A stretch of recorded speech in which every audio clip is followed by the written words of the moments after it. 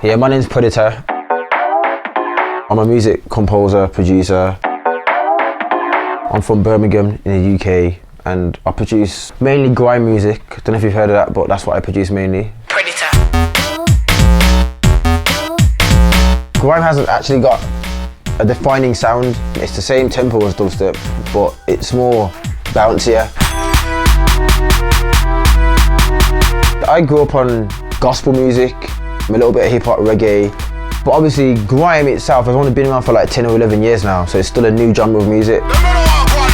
When you listen to music, naturally you get your own ideas. If I heard a reggae tune on radio, I'd randomly get a remix in my head of that reggae tune. Naturally I turned into a producer just by listening to music and thinking of my own ideas.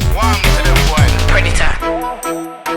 I'm a bassist, I play the bass guitar, but I didn't actually know you can make your own beats until I came across Reason 1.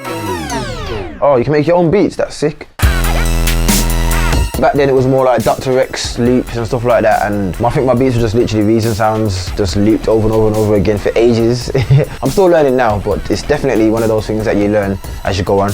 My target really is the riff, because I think once you've got a catchy riff that everyone will remember, whether it's for the club radio, I mean, my nan, as long as I can remember the melody, that's where I think I'm winning. Alright, what I've done here is I've made the simple riff that I came up with. It goes something like this.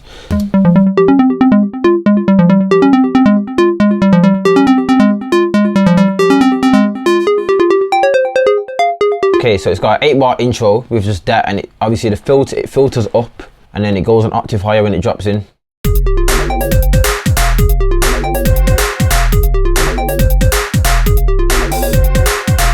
What I did on this instrument in particular, I made every single drum hit on its own re-drum, sorry. But usually I'll make the actual pattern on one re-drum, obviously, then I'll go to Tool, explode it into different sections. The melody is from Preditah. The bass sounds are made by myself. I've got sound effects in there as well, which I have to put in instrumentals. So when it drops in, I've got this upwards effect going up, so.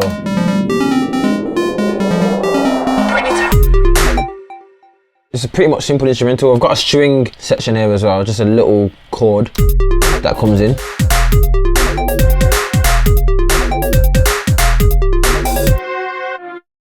Now I've got a sub bass that's doing its own pattern.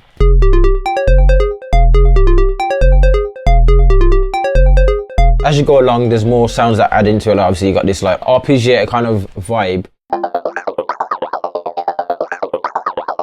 That just keeps it bubbling. Like I could do that with the hi-hats, but I thought I'd do it with the Marshall instead. So what it does, it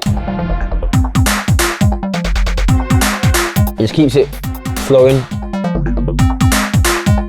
Something a little bit different, but again, I think it fits in with this instrumental. I've got a few vocal samples in there as well that don't come in for the whole tune. They only come in randomly on so stuff like that, and then.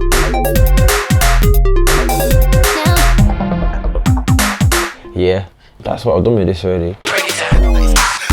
With Reason, obviously you have the rack, like you got a real rack and you got real compressors and reverbs and that. That made it feel real. Even though I didn't know about hardware, because I'm a software generation guy, it still felt real. Using the wires behind, it was cool. I use a lot of 4. Obviously the combinator to attach different sounds into one. I mean, I use re-drum mainly because that's my baby, that is, since I was 14 years old. Grime is it's experimental music mainly, so I don't have a template. I literally start with a blank sheet and dive in randomly. That's what I'm going into really, which is making people realise how good grime is. Because I mean, dubstep is like a very big sound now. At the same time though, everyone knows what a dubstep tune is, but with grime you can't say that. You can make grime into pop music and people wouldn't even, they'll be like, what's this? Isn't it? Oh, it's grime, okay, cool. I like that grime sound, you know what I'm saying?